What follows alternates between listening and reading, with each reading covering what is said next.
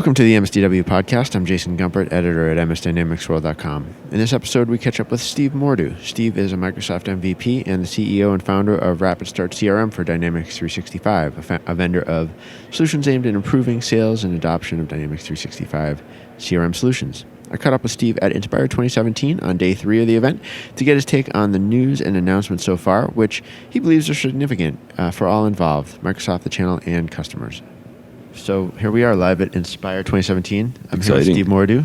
Steve, welcome. Glad to have you back on the podcast. Jason, glad to be here again. All right. Yeah, so we actually found a quiet spot here to chat a little bit. It's day 3, right? We're starting day 3 today. Final of day. the event. Yeah. And it's a good chance to just catch up, get a little of your impression of things. Where do you, I think when we sat down, I think the first thing you said was shock and awe. I mean, there's been a lot of change this week. Yeah, shock and awe is probably the best way to describe it. I mean, when you look at what has really gone on here and the major people that have moved out of the organization, lots of people moving around, I think that, we were discussing beforehand, I've heard Ron Huddleston speak several times to us at the PAC, at other venues, and while he had never specifically laid out the actual steps he was going to take, he definitely was laying out a vision, telegraphing really what his plans were. And it looks like he got the nod to proceed with that vision. And I think we're really seeing that manifest now. Over the past couple of years, we've seen various reorgs, and it feels like some on the sales, but a lot on the product teams, kind of getting them aligned with where the new Microsoft is going. And I think it was just the sales team's turn, in the box. It was kind of the final step to get all of those pieces aligned with the right people in the right roles. And I'm excited about it. Yeah, I mean, and just to kind of review where Ron Huddleston fits into the organization, does he report directly to Satya now? I'm not. I believe he does. Yeah. Sure. Yeah. I thought he does. So this is Yeah. He's a CVP, so he's on the leadership team. Yeah, and if he's making these changes, this is the corporate direction that's, like you said, signed off on. The one thing I've been talking to partners, which is easy to find here this week, just to get in. It's only 17,000 of them. I'm interested to hear yours, but largely, I think largely positive views that this was the change that was needed, that it was the sales organization's turn, that account management needed these updates, and probably the most typical comment I get is people wish they'd seen this a year ago, or maybe some people think they wish they'd seen it longer than a year ago. But I think an understanding that this is not an easy change to make.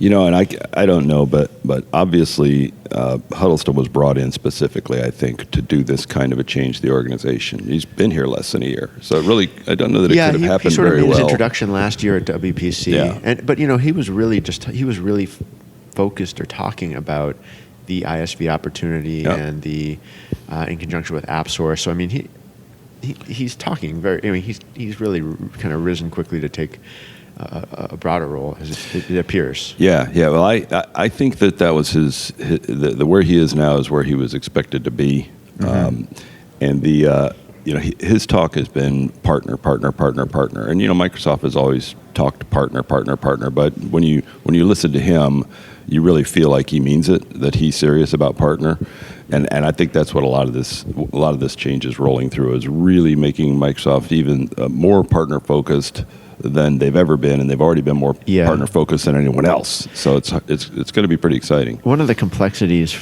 as I listen to it, though, is I agree with you. Partner first is the message, but it's with other messaging that signals other changes in the way they view the role of the partner, especially in the enterprise sort of business application sphere.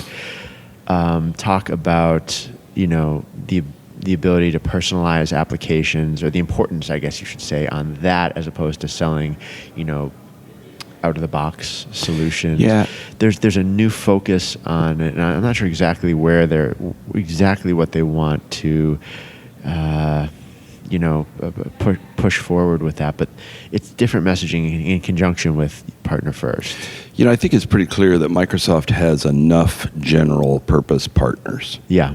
Most of the partners, frankly, are general purpose partners. They check the box that we do everything for anyone of any size, and that's not very helpful. It's not very helpful for customers, not very helpful for Microsoft. It doesn't help them get into any of these big industries in any particularly, structured way. So I think that the emphasis from them for the past couple of years has been build IP. Build IP, build IP, build vertical IP.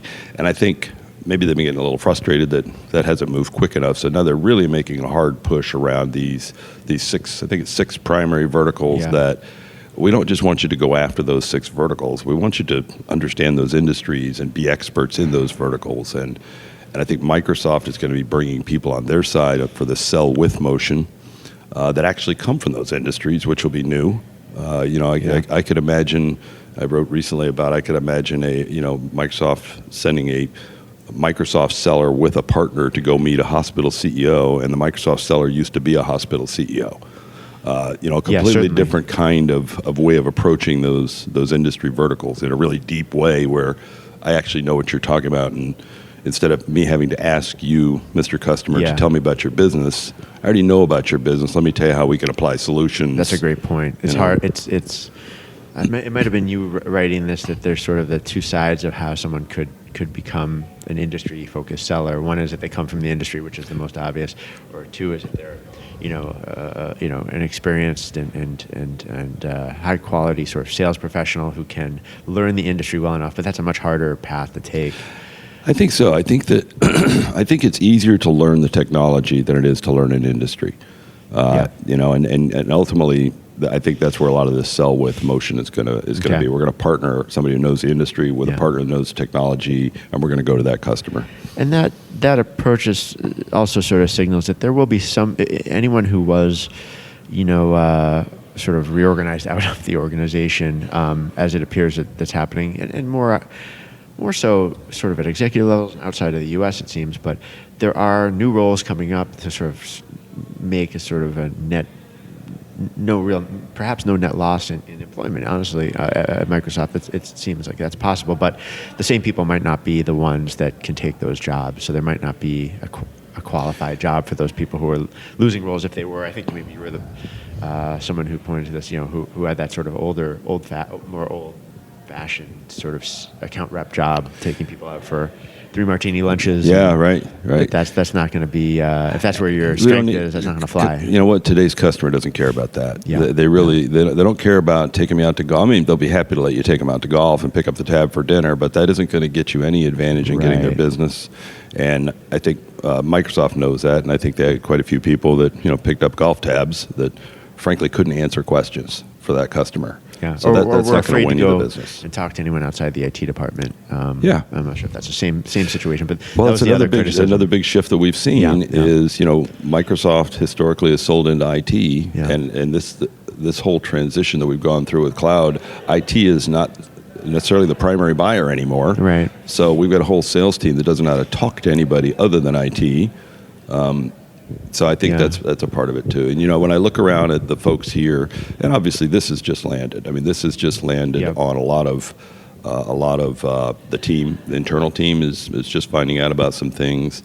I think I was hearing from Toby Richards that on the partner side they've got it about 75% figured out. And the remaining 25% is what they're going to kind of be figuring out with partner feedback here as they move forward to really land this thing right. To really, you mean like to define the roles that they need to fill? And that's so it definitely wasn't just like, hey, let's just get rid of a bunch of people and figure this out. Right. There's a plan, and it's, like I say, in his words, like 75% sorted out. So we got another 25%, which is good, because that would be better than here's the exact plan, because they got to see how the partners are going to react to this. A lot of the folks that I've known in Microsoft for many years now are either out or they have a new, as yet unclearly defined role. They're not exactly sure what they'll be doing. Happy that they made the cut. Yeah. I think I mentioned to you before, I haven't run into many people here that are still with the org that I thought, why did you make it? Right. Well, which is a good sign. Yeah, that's a good sign. There certainly are some that are not with the organization anymore that I thought, their ticket should have been punched sooner than this.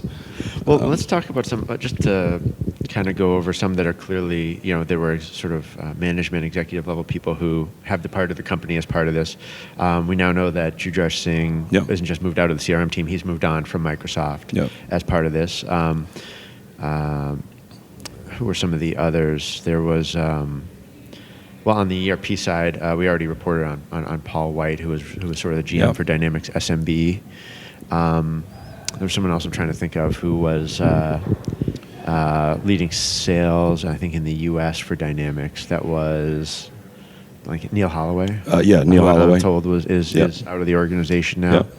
I like Neil. We did a joint session at Orlando WPC with Salesforce partners. Him and I talking to them about why they might want to come over to Microsoft a couple of years ago, but for whatever reason, it didn't fit the mold. I think we're an SMB focused partner.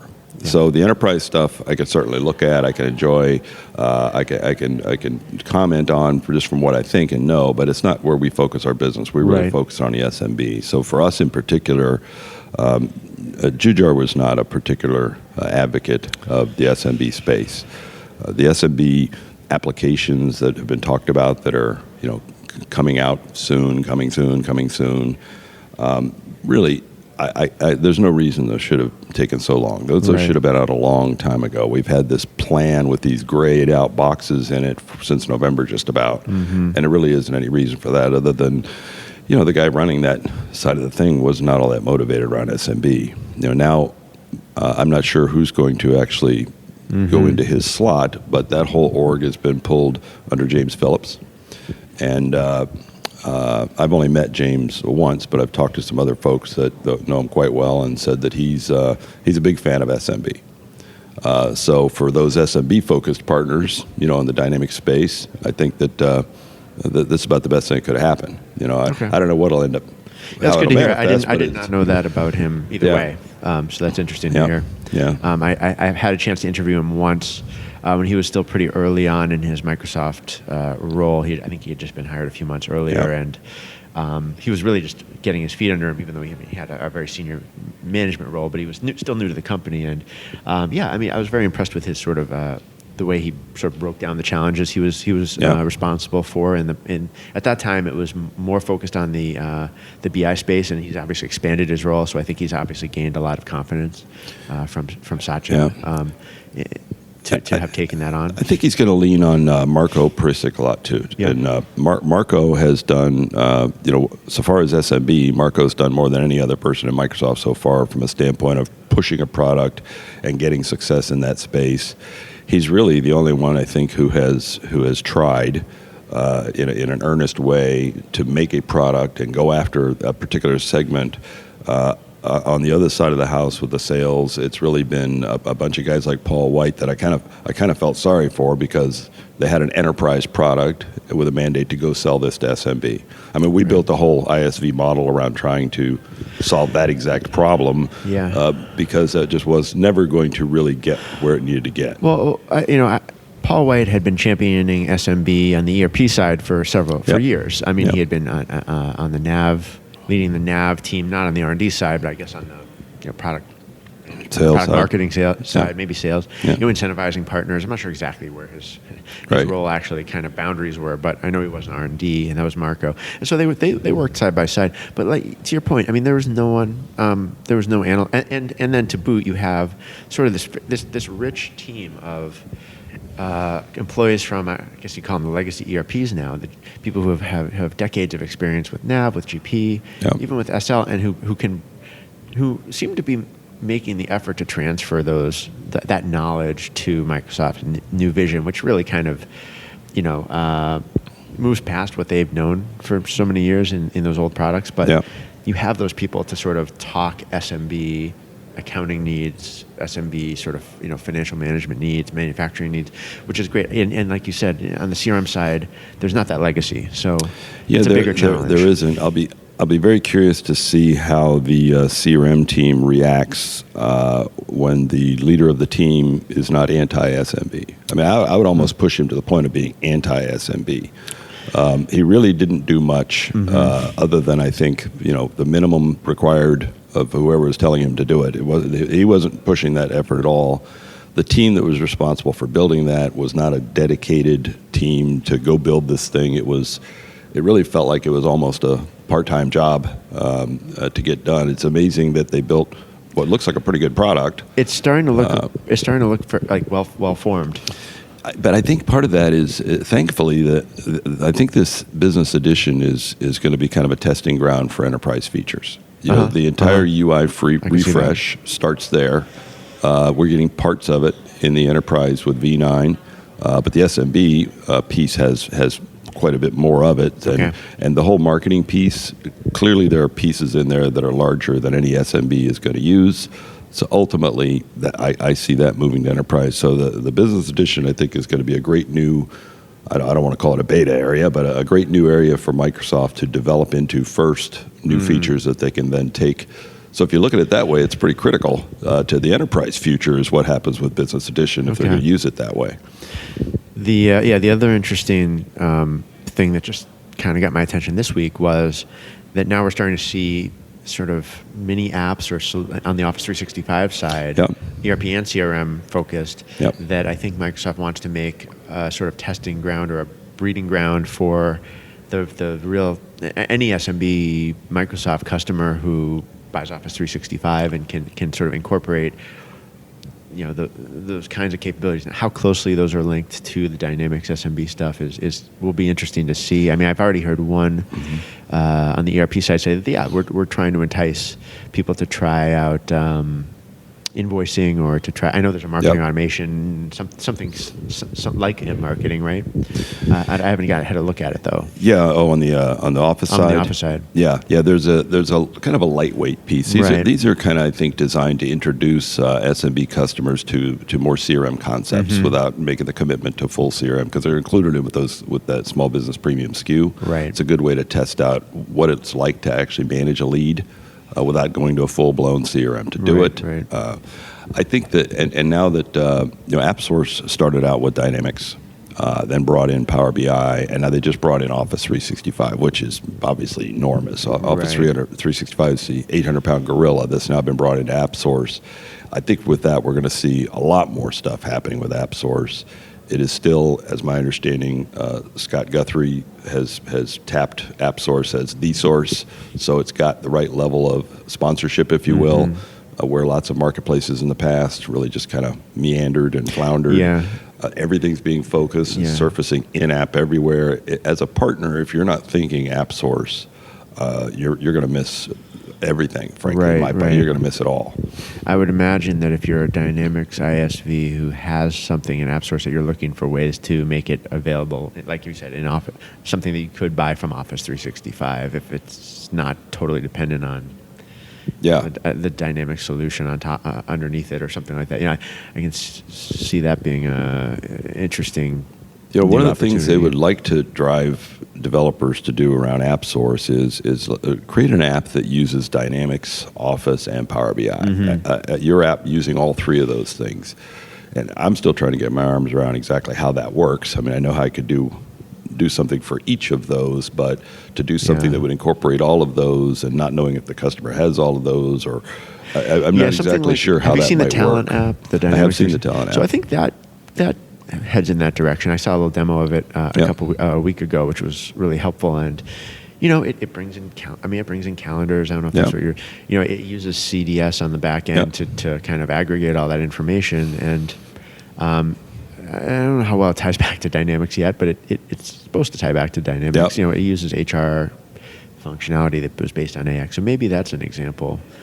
On the it's not really the ERP side. It's really kind of sits in between. Kind of its own thing. Yeah. And what Microsoft's saying this week is that CRM partners are taking an interest in the Talent app as much as or more than AX partners are. So I mean, even though it kind of has its origins on the AX side, it's pretty agnostic. Yeah, I think the other interesting thing partners need to be paying attention to is going to be that new partner center. Pinpoint is gone. Yeah. It's Partner Center.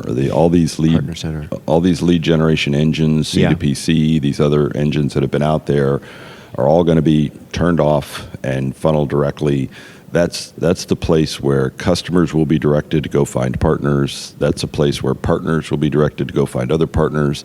That's the place where Microsoft Sales goes to find partners to refer to customers. That's a key spot, and lots of interesting stuff happening behind that whole piece with machine learning in the background, eliminating really, I think a lot of the problems partners have with Pinpoint in the past was, partners gaming it, and they've really gone a long way to eliminate those capabilities to be gamed. There's going to be integrations, as I understand it, with LinkedIn Graph for your company. So interesting. The people that you have and your connections will all kind of help filter. So that's going to take a little bit for partners to figure out, not to game the system, but to understand how it works so that it can work for them, so they can actually be surfaced.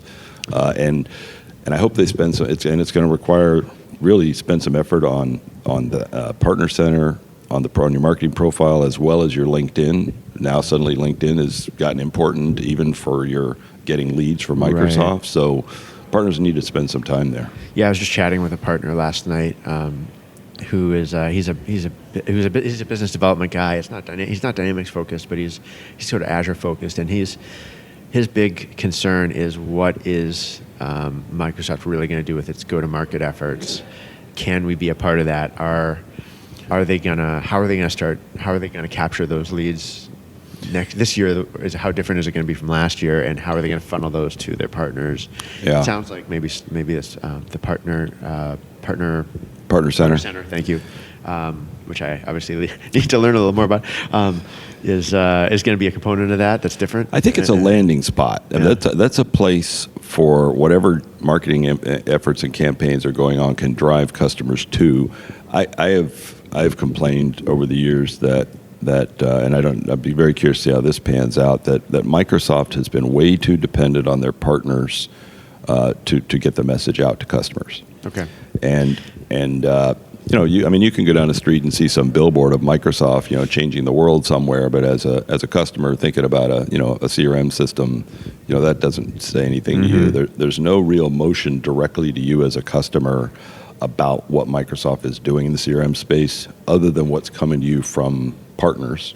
Right. And partners, they don't always have the right message, or they're not always on board. We still have so many partners that haven't even made it to cloud yet. I mean, come on. Right. Or they just don't, by themselves, they don't have the credibility that they would have if they were if the company was hearing it from Microsoft first. And I think what it hurts the most is new products, because partners, we can complain about customers being stuck in old ways. Partners are just like customers. They get stuck in their old ways. I know this platform. I think that the financials piece, for example, has probably suffered a little bit from a nav partner who's approached by a customer asking about that, who just dismisses financials out of hand, right? Because they haven't spent the time to learn it, to know what it'll do. They know nav. I know I can solve your problem with that, and so they're just dismissing some of these things. But if Microsoft is reaching over top of the partners directly to those kinds of customers in a broad way, that hey, here's what this product does, it'll kind of force partners to look closer at the new stuff. It's one thing when you come to an event like this and you see a lot of new stuff, very exciting to look around at it and think about it. But then you go back. They're all going to go back Monday, and they're going to go back to doing what they were doing.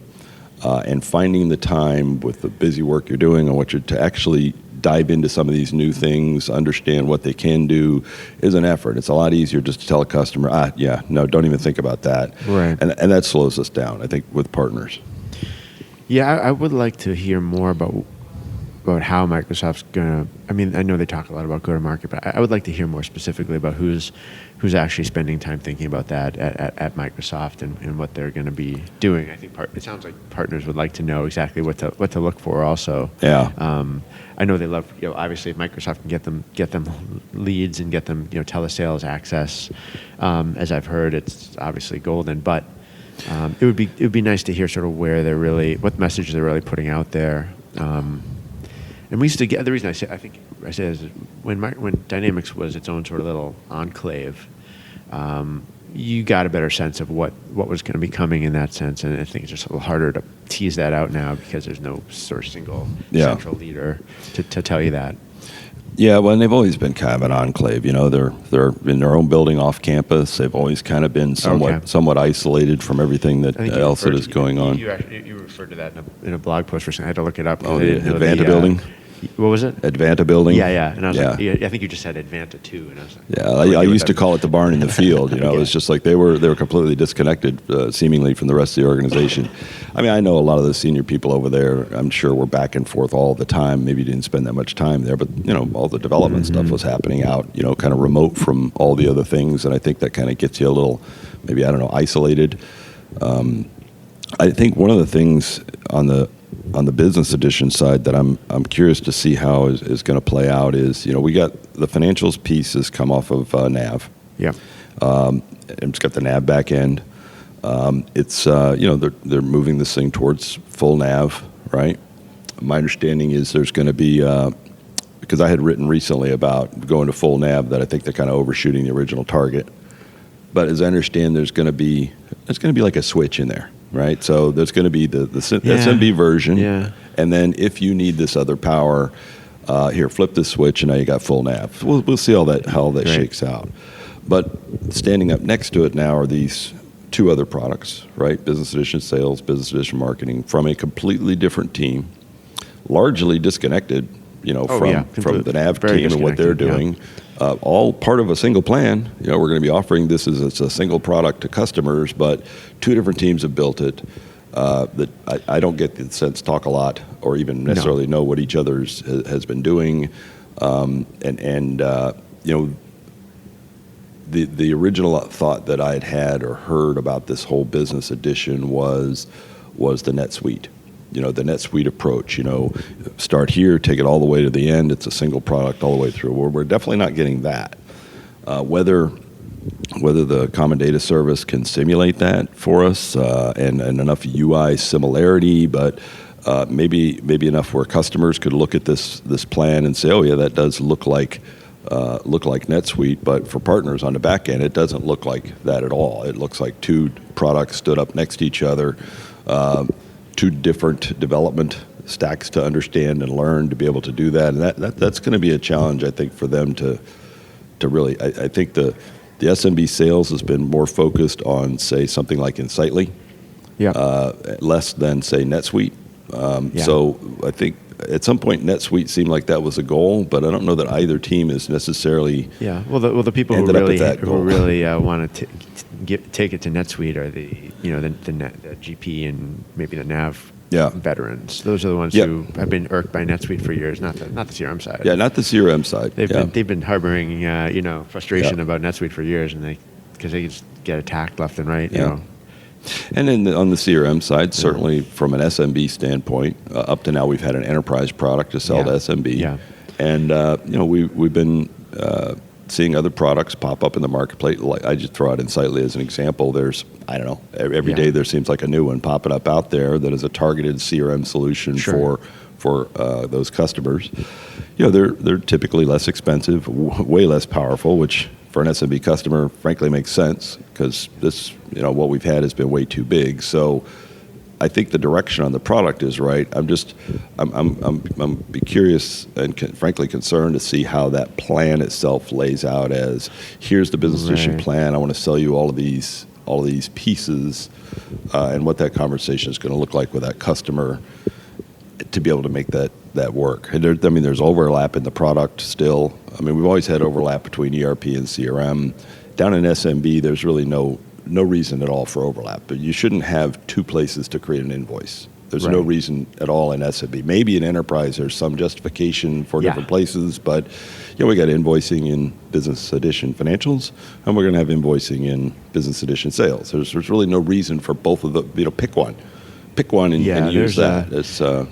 I sat in on some planning about that integration topic in April, maybe at another conference, and they're not being developed with the same people in the room to think. They're planning integration, and they'll have integration at some point, but it's not right now. It's not a first class consideration. I They'll think get it done somehow. I think if they're going to continue that path, they need to consider taking invoicing out of sales. Doesn't need to be there. I didn't know it was in there. Consider taking the lead and opportunity management components out of financials. They don't need to be there. If you're going to sell those as a plan, let financials do what it needs to do. Sure. Let CRM or sales do what it needs to do. Have an integration, but don't have an overlap in capabilities. There's no reason. Right.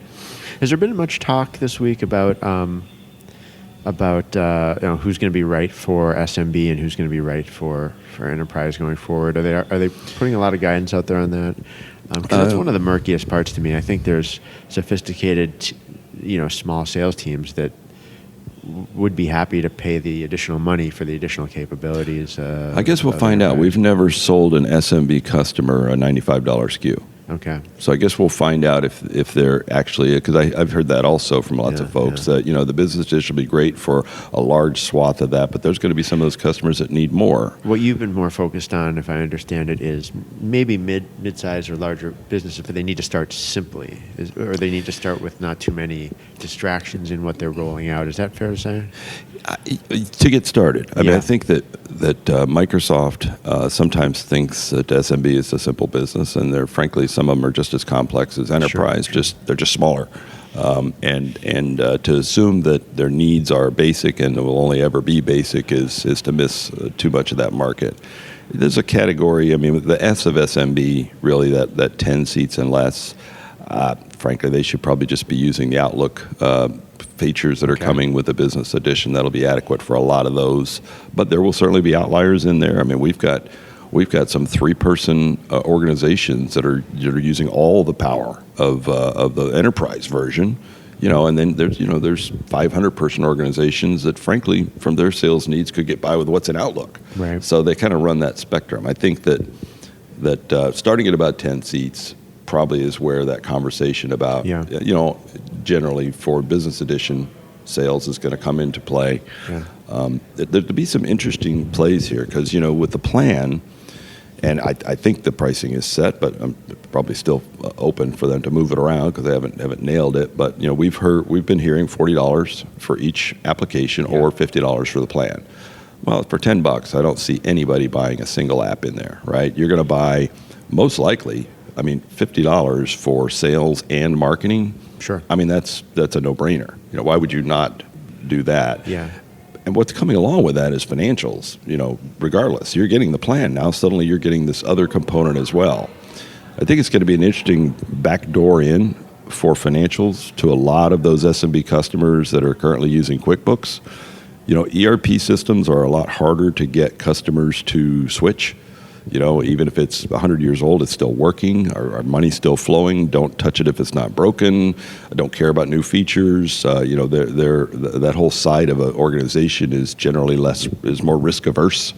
CRM's, completely different at SMB. Many of them don't have anything at all, and they're ready to take a risk and do some stuff. Import some Excel spreadsheets with your list of contacts and accounts. And and let's see what this stuff can do, and what's the worst that can happen. I can always fall back on my spread. I'm not going to lose a guy's phone number. I can still call him. So the risk is low, and they're more ready to take risk bunch of people. Yeah. So when you're bringing in sales and marketing to that customer, that makes sense. This financials piece is going to be sitting there. It's already going to be there. And at some point, I see somebody who owns that company saying, why aren't we looking at this?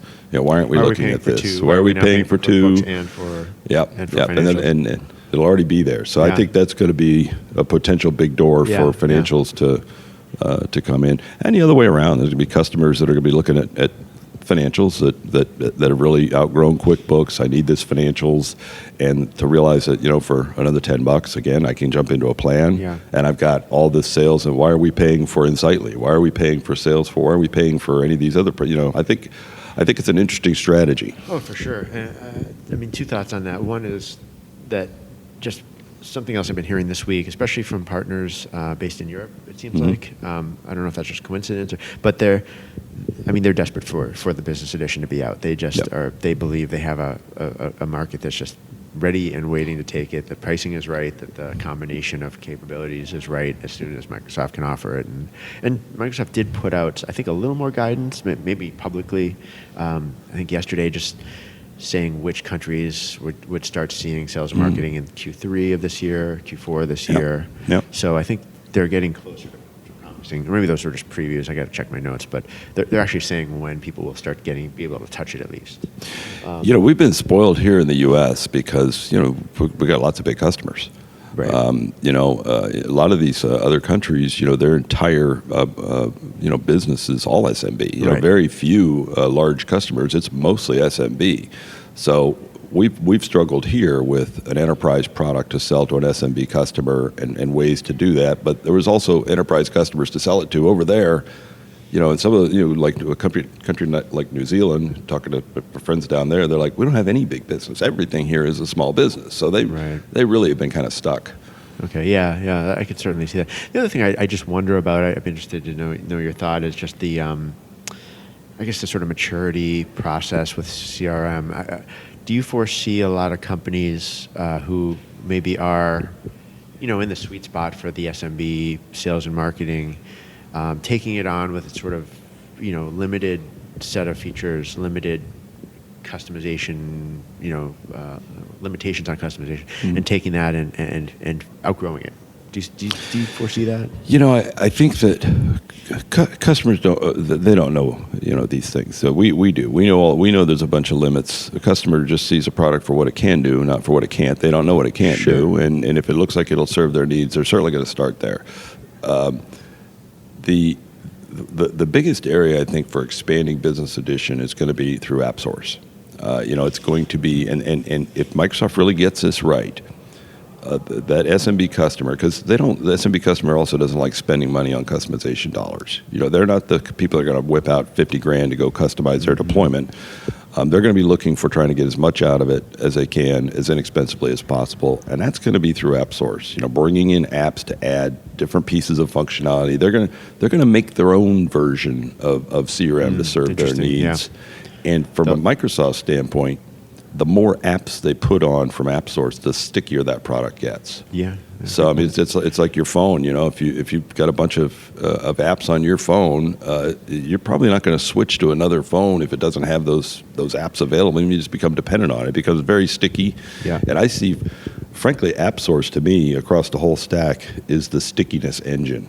It creates stickiness for everything that it touches, whether it's Power BI, eventually Office 365, or Dynamics. It just puts glue all over those products. Yeah, glue. You can almost call it entanglement if you want to be more negative about it, because then you've got, if you have data in a separate workflow engine that you brought in to make more sophisticated workflow, and you've got, document transactions being managed in another cloud-based system, might still be Azure-based or not, but and you've added another layer of I mean, that's a typical story. People do that today, but in the old days, that was kind of a negative. That was one of the reasons people got concerned about an application. Might be the wrong word, because I think with APIs, if APIs are being standardized and integration points are being standardized, it's not as entangled as it might have been in the past. Yeah, that was a big fear in the past. People would sign up for some application, be afraid they wouldn't be able to get their data, they'd be locked in, and now suddenly we have no choice but to continue to use this application. I think that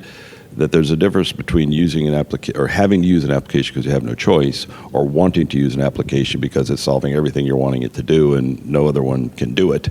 I think there's similar. You're stuck both ways, but in one place you're happy that you're stuck. Yeah, that's an interesting point.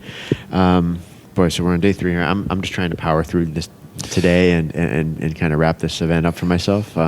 Same here. I've carried a backpack.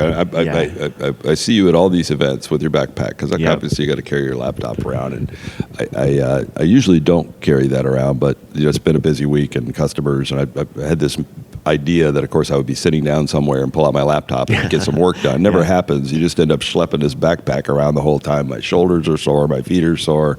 I'm ready. Pain I know all too well. No, I'm either carrying the backpack plus some camera gear if I'm trying to take a few photos, or today I've got my podcast recording gear. So it's, I got a specialized backpack where I have like a compartment just for that stuff. I mean, I love it, but it's heavy. I hear you. But so after, I I don't know if I'm going to try to. There's that the big final event tonight. I might just skip that and play catch up. Honestly, I'm kind of interested to see Nationals Park, but I brought my wife and stepdaughter with us on this trip. They've been walking around the city, doing all the tourist thing. Well, today's going to be a tough one for that. It's hot out there today. It's been 95. Hot. Well, we come from Tampa, so we're used to heat. I got up at like 5:30 this morning, which is early for me, and I looked at my phone just to see how cool it was out. It was 79 degrees already. Yep. 5:30 in the morning. Ouch. Yeah. Well, what are you going to do? Well, we'll maybe wrap it up there. It's been a fun event. Thanks for sharing what you know so far. Yeah, man. We'll be watching for what else you share on your blog coming up. Appreciate it, Jason. Talk to you soon. All right.